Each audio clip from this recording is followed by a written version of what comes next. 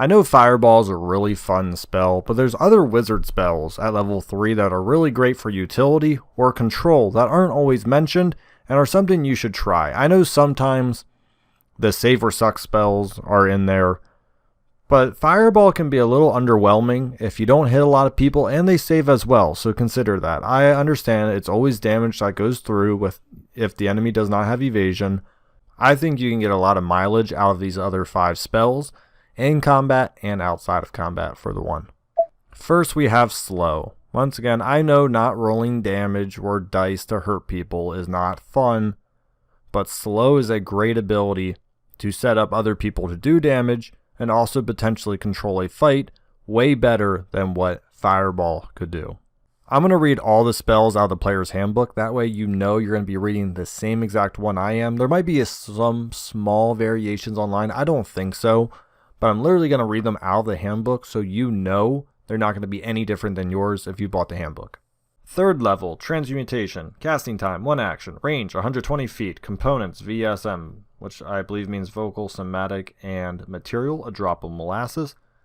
Duration, Concentration, up to 1 minute. You alter time around you to 6 creatures of your choice, we'll get back to that, and a 40-foot cube within range. Each target must succeed a wisdom saving throw or be affected by this spell for the duration. An affected target speed is halved. It takes a -2 penalty to AC and dexterity saving throws and cannot use a reaction. Brutal. On its turn, it can use either an action or a bonus action, not both. Very good. Regardless of the creature's abilities or magic items, it cannot make more than 1 melee or ranged attack during its turn as well. So if there's a guy such as a bandit captain who gets 3 attacks, would now be to 1. You essentially minimize his damage output by 33%. Crazy. So this part's interesting. If the creature attempts to cast a spell with a casting time of 1 action, roll a d20. I'm assuming this is the caster because you'll see. On an 11 or higher, the spell doesn't take effect until the creature's next turn, and the creature must use its action on that turn to complete the spell. 1 spell, 2 turns. Amazing. If it can't, the spell is wasted. So if it gets interrupted or if they don't want to use their action to do it, they lost a spell slot. Really good. A creature affected by the spell makes another wisdom saving throw at the end of its turn. On a successful save, the spell ends. So some really great things about Slow. Obviously minusing AC, reducing multi-attack, reducing move speed by half, and also no reactions. It's a really great spell. You get to choose who gets affected as well. Don't worry about friendly fire. If there's everyone fighting in a convoluted mess, you go 1, 2, 3, 4, 5, 6. And 6 being that one teammate you don't like because they stole your favorite spot that night. Make sure you absolutely wreck them. Sorry, fighters. But all jokes aside, it's a really strong spell. I understand it's dependent on a DC. Most things aren't incredibly strong at wisdom saving throw, so I'd say this probably works out more times than not. Next, we get the Hypnotic Pattern. I'm just going to read the spell and the condition the spell inflicts, so you can understand why this would be a rather devastating spell to have. Hypnotic Pattern, 3rd level illusion, casting time 1 action, range 120 feet. Components, SM, a glowing stick of incense or a crystal vial filled with phosphorescent material. Duration, concentration up to 1 minute. You create a twisting pattern of colors that weaves through the air inside a 30-foot cube within range. The pattern appears for a moment and vanishes. Each creature in the area who sees the pattern must make a wisdom saving throw. On a failed save, the creature becomes charmed for the duration. While charmed by the spell, the creature is incapacitated and has a speed of 0. The spell ends for an affected creature if it takes any damage or someone uses its action to take it out of its stupor. Now, there's 2 very important things I just said in there.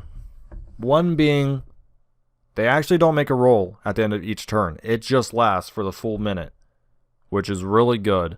And let's just quickly talk about what incapacitated means for that individual. So the really nice thing about incapacitated means they can't take actions or reactions. So essentially everyone just stands still, not taking an action or a reaction. And you get a full minute of this, which means you can literally, as a party, just decide who are we killing first, who are we killing next, constantly setting up advantages If you got to do like a one action prep turn, you usually don't like to do because you miss out on turn. Well, if everyone's hit by a Hypnotic Pattern, suddenly everyone preps their favorite spell. They prep their, like you oil up your blades, you put on whatever you're gonna do. And if you get everybody in Hypnotic Pattern, you have 10 turns to just start smashing people one by one by one. This spell has easily ruined a few of my encounters that my party seems to like this spell a lot, and rightfully so. It's a super strong spell because you can't roll if they're affected. So, it's save or suck, but it's not even on a consistent... It's really just a, one time you're going to really ruin a party for a full minute.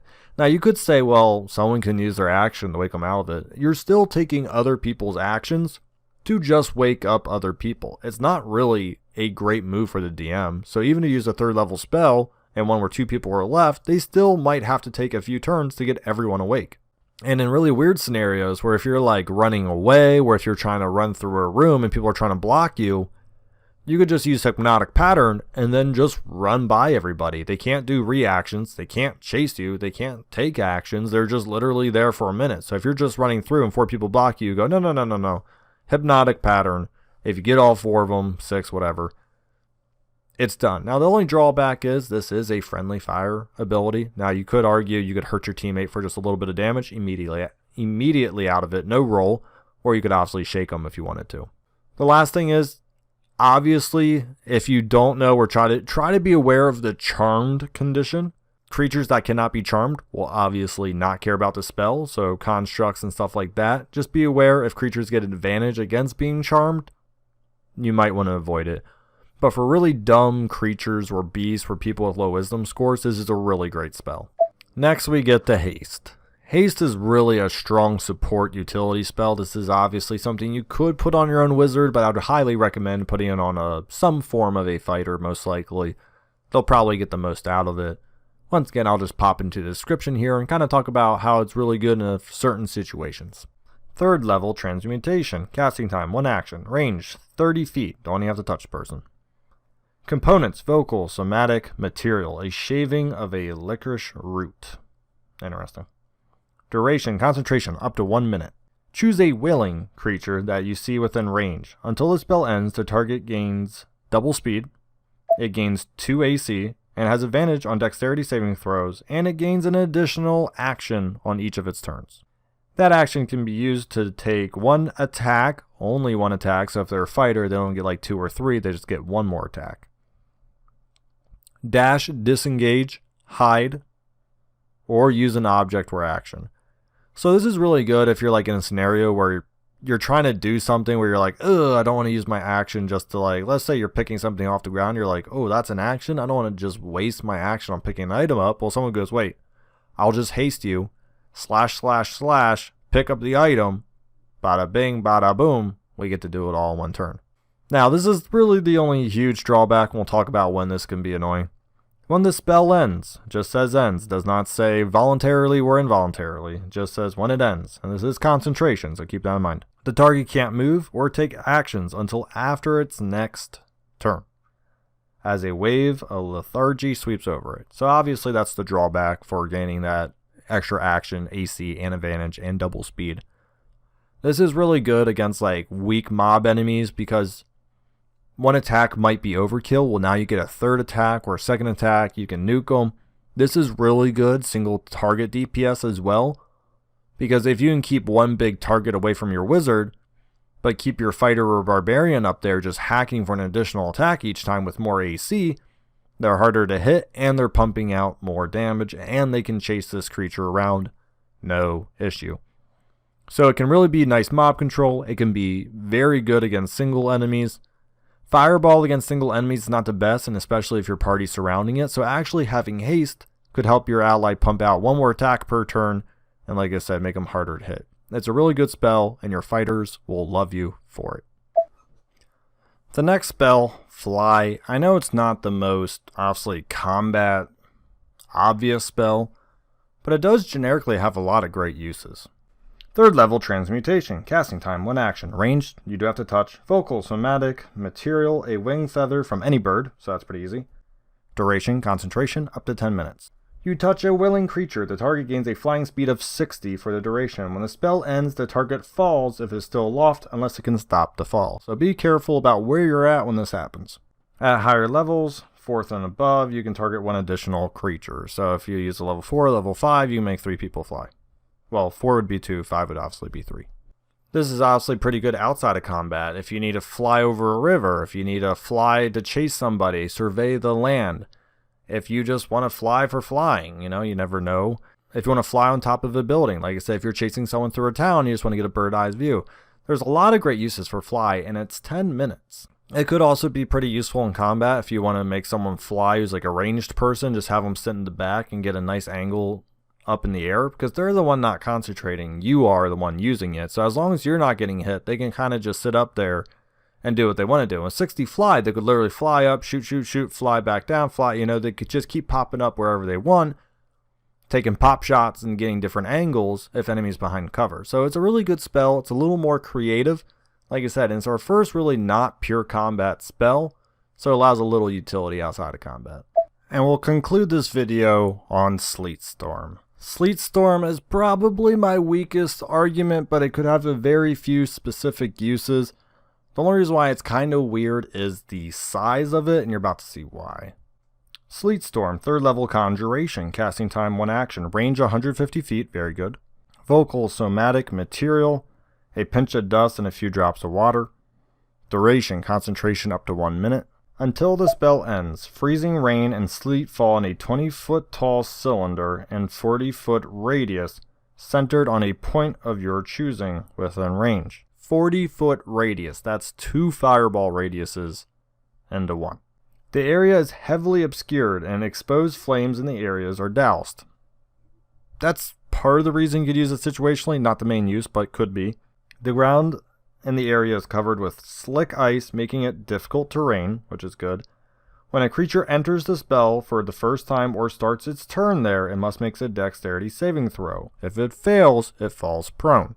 If a creature is concentrating in the spell's area, the creature must make a constitution saving throw against the spell DC or lose concentration, a weird added benefit. This spell out of all of them would probably require some of the strongest teamwork, only because 80-foot diameter is massive, and it heavily obscures the area, which means if ranged people are trying to shoot in, it should be at disadvantage now. So you don't want to ruin your melee people. You don't want to ruin your ranged people. What is this good for? It could definitely be a cover your butt spell if you're trying to run away and you're like running through a corridor, or not even a corridor. I mean, it's 80 freaking feet. If you want to place it like directly behind you and then start running, the angles people would have to take to get a decent shot on you would be at least a turn or 2. So you figure you could get all that extra distance on those people, or if they try to run through it, welcome to the slip and slide, right? It's difficult terrain, so they're already going to be reducing their move speed, and they could end up slipping, having to stand up, taking more of their move speed. In the weirdest scenarios, if you're having a long-ranged fight against archers or a mage, and they got some weird spell going, you could cast it there. Suddenly the mage slips, they lose concentration of their spell, the archers are slipping, they can't stay up, it's heavily obscured, they are firing at disadvantage, and you do it 150 feet away, so you're getting blasted really far away, and you go, nah, we're going to make a storm here, and now you can't really see. So that's actually a really good use of it. So this is much more utility in terms of we want to ruin an enemy's position, or we're trying to flee and we're covering our tracks. It's a very unique spell in that sense. It's definitely not something you're dropping in the middle of combat where you might have 4 or 5 pairs of very angry eyes behind you, because you're probably making your fighters slip and your ranged people just blasting at disadvantage. So definitely work with your team. Say, hey guys, I was thinking of doing this. Would you hate me if I did it? Because if you do and everyone goes, how big is it? You go 40-foot radius. But it's a really interesting spell. Pseudo, I don't want to say outside of combat, but definitely, like I said, assault an enemy position or protect your butt. Let me know what other level 3 spells you like. Like I said, I strictly picked from just what wizards can do. Obviously sorcerers and warlocks and certain trees can pick fireball, but I really just wanted to focus on the wizard spells because it's probably something wizards really want to use every single time. Thank you for watching. I hope you liked. Like and subscribe below.